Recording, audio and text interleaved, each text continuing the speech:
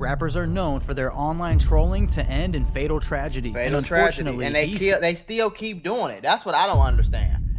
That's the thing I don't understand, bro. Before we even get into the video, rappers are known. This is a known fact that rappers get killed after they troll they ops and try to make fun of they ops deaths. And they still do it. That's like watching 1,000 niggas jump off a bridge and you say, I'm gonna do it too. Stop it. 7 rappers are an example of this horrifying trend, with the first 3 rappers on this list being gunned down within 4 days of each other. Let's start out in Los Angeles, California, where the controversial death of Indian Red Boy occurred. On July 8th, 2021, Indian Red Boy was gunned down while on Instagram Live with his friend Capone, and nobody to this day has been charged with this murder. There's a male in his 20s that was shot and killed inside this car. There are a lot of bullet holes inside that windshield. We zoomed in earlier. A man in his 20s dead tonight after being shot in the face. As the gunman approaches, Indian Red Boy spots the shooter, and you can see the amount of terror that rises within him. After gunshots go off, he can be seen gasping for air as he tries to make out the word help. When Capone asks where he is, Indian Red Boy musters up his final breath saying Hawthorne. Where you at? Before he is slumped in his car lifeless. That shit'll fuck me up. Especially if that's my homie, I'm on live, that shit fuck me up. With a ghost Glock on his side. This high-profile hit had shaken up the streets to the point where respected Bloods and hip-hop figures like The Game and Whack 100 would donate to help pay for Indian Red Boy's funeral. While some say the suspect could be a member of the Rollin' 60s Crips as get back for defacing the Nipsey Hussle mural. However, another theory is that it was a hit put out by Red Boy's former gang, the Hollywood Pyru Bloods, after he had publicly switched his gang to the Inglewood Family Bloods. The last theory is that it was a dispute over a girl, that Indian Red Boy and another. I think the last one is the most likely one, man. See, these niggas be killing each other and they be like, yeah, but it's because he disrespected the set, cuz. No, that should be over a girl, bro. Member of his gang were seeing at the same time. And word is that she had backdoored Indian Red Boy. However, from the looks of it, I don't believe that we will ever find out who did it. Next on the list, we travel to Chicago, where KTS Dre is shot 64 times within minutes of being released from jail. Crazy, KTS Dre and his brother KTS Vaughn had been terrorizing the hood while targeting G Herbo and other members of the No Limit gang. The stem of this longtime war had started when No Limit Cairo had a run-in with KTS Dre and Vaughn at a McDonald's in No Limit territory, and this incident would go viral when they would post a video of Vaughn punching Cairo in the jaw and attempts to make Cairo diss his own gang. After KTS left, there could be gunshots heard going off in the distance. This incident would start a war, and as a result, multiple people would be gunned down as get back. KTS was on a hunt and gunned down No Limit G Fazo and No Limit Kobe. Not too long after that, KTS Dre would lose his brother KTS Vaughn to this war. After the loss of Vaughn, Dre would go on a rampage, going in and out of jail for all sorts of charges like guns, drugs, evading police, DV, and child endangerment. While Dre was on house arrest, No Limit lost another member, Lil Greg. However, in this case, KTS Christopher Mosley would actually be arrested and charged for the murder. So they actually caught somebody for that, and it was a KTS member. So yeah, that's why that shit hurt Herb so much, because he know that they ain't really want to do nothing to Greg. They wanted to hurt Herb. They wanted to hurt, you know what I'm saying, Herb and No Limit. They wanted to hurt them, and you know what I'm saying? It wasn't really nothing about Greg, because Greg ain't never did nothing to nobody, from my understanding, you know what I'm saying? Of Lil Greg. I never knew it was confirmed, though, that a KTS nigga did it and got charged for it, though. Even though Dre would deny having anything to do with the murder, that wouldn't stop him from using it to taunt his ops online. If I catch you a deal, I'm gonna beat you up because you too tough. Hey, look, I love you. I'm finna see you my number. Go ahead, send it to me. It's a go. Go. You better be in the car too, bitch. So I FaceTime. You better be outside. Well, don't send it to me. You still in the house, bro. You ain't no house arrest. Go outside. On July 10th, 2021, Dre was released after doing time on a traveling violation. Dre wouldn't make it far when Hold on, y'all. This is my clothing brand. I need y'all to go support your boy, okay? And supporting your boy with some pretty cheap clothing, all right? And you gonna be fly and fresh as hell, man, all right? Link in the description. They already.us. Go shop. his ops would catch him fresh out and let off 64 shots at Dre and his family members, taking out Dre and wounding 2 others. And just like most of these other cases, KTS Dre's case would remain unsolved. However, there is speculation that No Limit Mainski could be the one responsible for the hit. We're gonna find our next story in the Bronx, New York, with Rah G's, notoriously known to be a member of the YGs. Rah would be a victim of a calculated assassination. On July 11th, 2021, Is Rah G's the one where they pulled up on a scooter? Police would respond after a cab driver reported this targeted hit. This would not be the first time Rah would have somebody make an attempt on his life either. The beef had sparked after Rah had survived an assassination attempt a year prior on July 7th, 2020. 2 armed men. Now, this is the thing I don't understand. You know what I'm saying? Because, you know, I never understood the fact of like people trying to kill you and you stay in the same city, in the same hood, on the same block. I guess because you want to prove that you not no bitch and you not scared to, I don't know what it is. Listen to me, bro. Do you know how I would have been on the first thing, smoking the fuck out of there. I don't give a train, a Greyhound bus, a helicopter, an airplane, a Spirit flight. Nigga, I would have walked if I had to walk. I would have took a boat, some skates, a scooter, a bicycle. Man, I would have got the fuck out of New York so damn fast, man. I don't understand that, boy. I don't understand that at all. And I know niggas don't want to be like, oh, they ran me out of New York. But if somebody trying to kill you, I'd rather be the nigga that got ran out of New York than the nigga that got killed in New York. Like, you feel me? Just like motherfucker, y'all know what I'm talking about. Try this. Oh, they ran you out of Chicago. No. I just wanted to leave Chicago where people are dying and getting killed and robbing people and it ain't nothing going on out here. I wanted to leave and go get rich. And you trying to make that sound like it's a lame thing.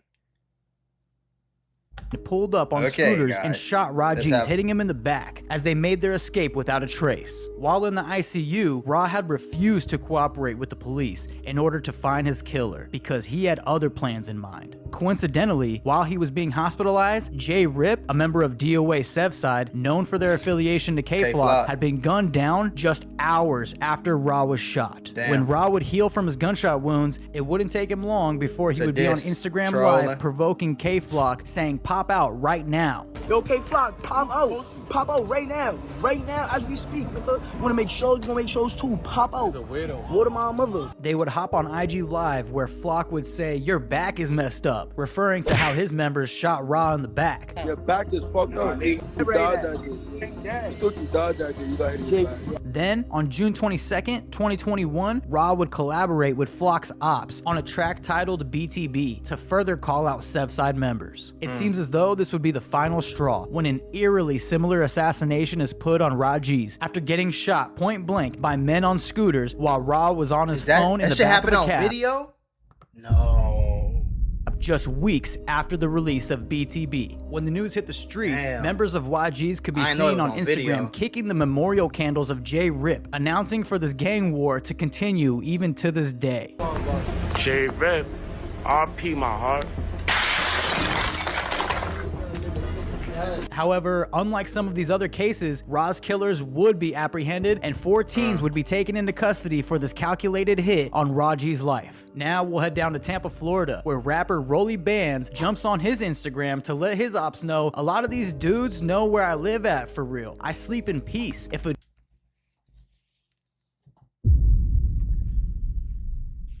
Oh, Jesus Christ. I've learned from all these. By the end of this week, we'll be at 2,000 videos on this channel, right? 2,000, my nigga. 2,000. So there's 2,000 reactions to this shit that I've done 2,000 times. I want you to start at 1 and count to 2,000 and see how long it take you. And then imagine how long it take me to record, edit, and post these same videos, right? Okay. And I've learned that it's just trying to prove a point.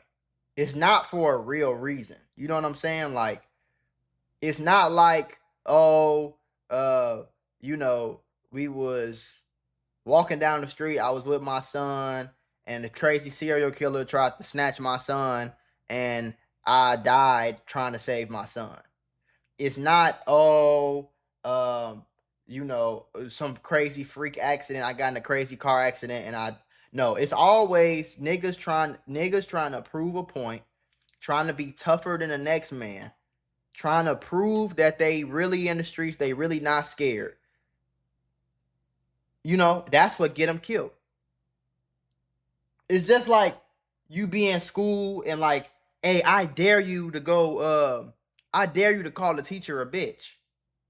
And you go up there and call the teacher a bitch and get expelled, your ass whooped when you get home, you get detention, kicked out of school, all that.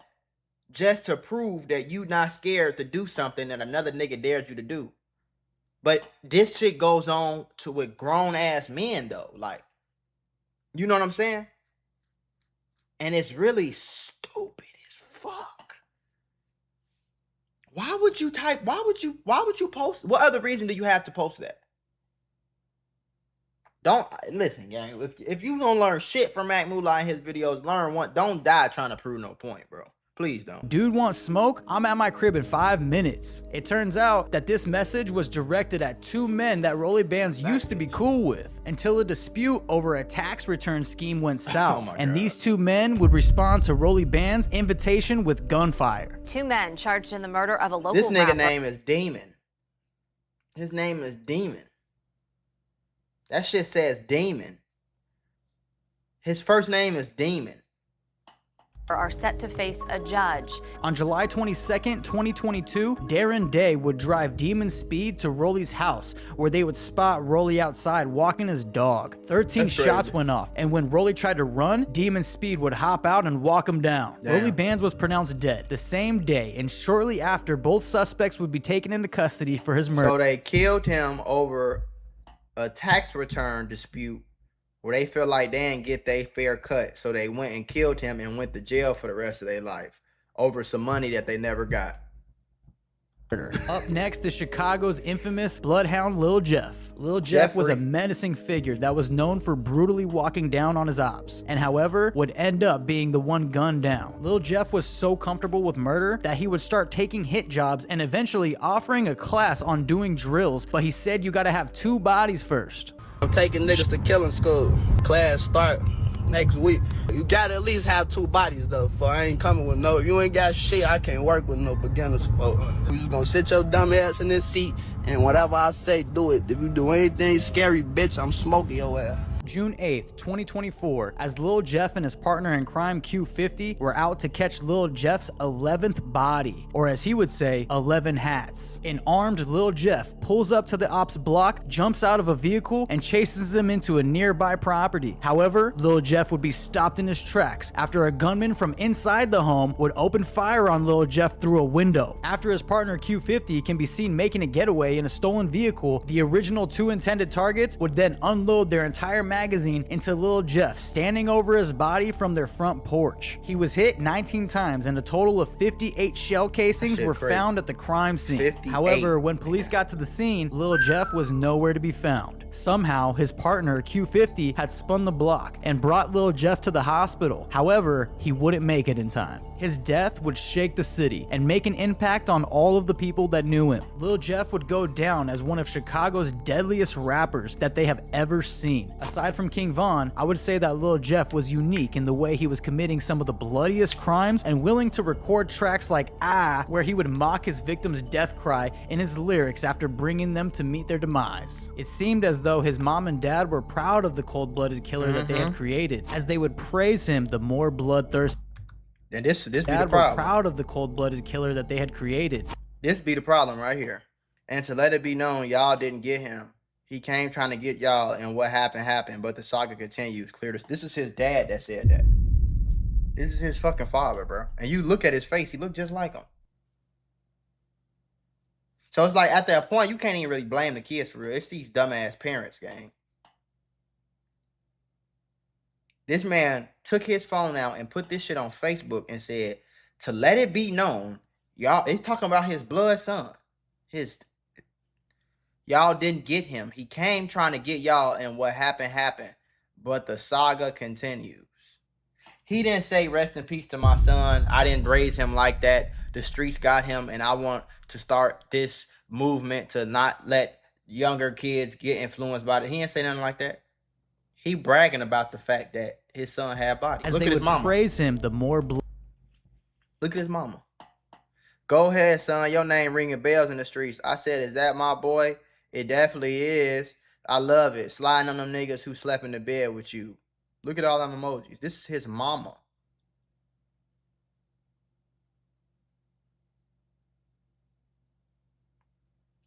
So you got two. bloodthirsty he became. Now, speaking of bloodthirsty, the deadly Julio Foolio from Jacksonville, Florida would be targeted and killed in an organized hit. While being known to kill his ops and record music videos at the gravesite, Foolio would post a video where he would share his location as he was celebrating for his birthday, which would turn out to be his last. On June 23rd, 2024, Julio Foolio would be seen trying to make a getaway inside of a vehicle as 3 men, 2 armed with ARs with shell catchers attached and 1 armed with a Glock and had an extended mag, were unloading rounds into the car that Julio Foolio was in. It turns out that this would be the second attempt on his life. The Jacksonville Sheriff's That Office shit like tells the us 10th the attempt shooting on his appeared life. to be an ambush. And not to mention, it would be the same gunman that would eventually take Foolio's life as intended. The 3 suspects would be apprehended and charged with the murder of Foolio within days of the shooting. While leaving so much evidence behind, it was a no-brainer for the police to solve this one. However, as Foolio was a victim in this story, he was known for his deadly rivalry with ATK's Young and Ace. The two would engage in one of the largest rap beefs we have ever seen in history, and while their diss tracks would garner hundreds of millions of views, it would also result in a trend mocking their dead ops over melodic sampled beats, glorifying murder like we've never seen before. Foolio would even go as far glorifying murder. And when I say I hope they go to jail, y'all get in the comments and say, wishing jail on another man, wishing jail on another killer. Y'all like killers? Y'all think killers should be free? Y'all think killers should be roaming around? That shit sound good when you 16 and you in the hood and you trying to fit into this hood shit. Until one of your friends die. Until your mama gets shot 122 times. Until you get older and you have a kid or two. Till you get a wife and you got a grandma and a mom and a cousin and a little sister who you don't want nothing to happen to. But if you don't wish jail on another man and all the killers are just free, it might be your little brother, your little cousin, your little sister that get killed next because all the killers free. That shit makes sense to y'all. To title a song List of Dead Ops, and the feud would continue after Foolio's death when Young and Ace would drop a song titled Game Over, where Ace declared his final message to the late Julio Foolio. Lastly, we end up in Philly, where YBC Dul, also known as Mr. Disrespectful, is murdered in a drive-by shooting less than 24 hours after doing a hood vlog with Brandon Buckingham. On August 26th, 2024, YBC Dul was sitting in traffic when another vehicle pulled up beside him and started shooting in broad daylight, hitting YBC Dul in the chest and hand, and he was pronounced dead on the scene. While the suspect's vehicle would be found on a nearby street burned down. YBC Dul, like all of the others on this list, had the intention of taking things as far as humanly possible. Like Foolio, YBC Dul would also shoot a music video at his op's grave, except to take it a step further, he found a shovel and started to actually dig up the grave on camera and posted it to YouTube. If that's not enough, like, what else do you think is gonna happen when you're doing shit like that? That's what I'll be asking people too. Like, what else do you think is going to happen? What else do you think is gonna happen? It's like if I go to work for 19 hours a day for 10 days straight, and then I get surprised that my check fat as hell. What else did you think was gonna happen? I stay up for 42 hours straight, no sleep. And then on the 43rd hour, I'm knocked the fuck out. I'm super sleepy. What else did you think was gonna happen? You've been up for, you know what I'm saying? YBC Dul was also known for his involvement. You go to your ops, I don't give a damn if your ops or whatever the hell you talking about. Like, if you go to your ops grave and dig up a nigga and do all this, and act like you doing something, and you really at a real grave site disrespecting the dead like that, What do you think is gonna happen? With a murder that happened to one of his ops while they were working their 9-to-5 job at McDonald's. And after the murder, he would drop a song titled McButtons and McNuggets. In the vlog with Brandon, YBC Dul can be seen walking through the ops territory as Dul explains that the reason it's so empty out on the block is because everyone's afraid of him. You see you tortured the whole block? We tortured the whole hood though, like nobody don't come outside around her. We walking through blocks, you don't see nobody. Shit torture, this is a ghost town. I wish I had my niggas, bro. I don't give a fuck about doing this shit right here, bro. What up, bro? I just do this shit now cause it's like, if I don't do this shit, bro, I'm gonna be a nut ass nigga if I don't make it out the hood. Like if I don't get successful, bro, and get rich, bro, I'm gonna feel like I'm a nut ass nigga and I'm gonna feel like I failed all my homies. And during the vlog, gunshots can be heard going off in the background. They were so scared of you that they came and killed you.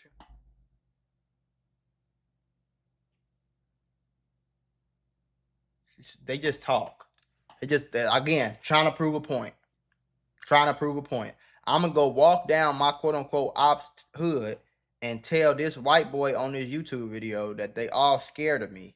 And I'm going to prove that they scared of me by going, like, you see what I'm saying? It's all to just prove a point. YBC Dul had one intention, and that was to disrespect anyone who would question his killing capabilities, even if that meant it would cost him his own life. Now, we can't speak on this topic without bringing up King Von. I didn't include him because he was on a whole other level. Lil Jeff came close, not quite as sinister. However, the rappers on this list are all so young and equipped with potential to reach great heights through their music. It's unfortunate that the life of crime had to grab a hold of these individuals to where they had used their music as a vehicle for death.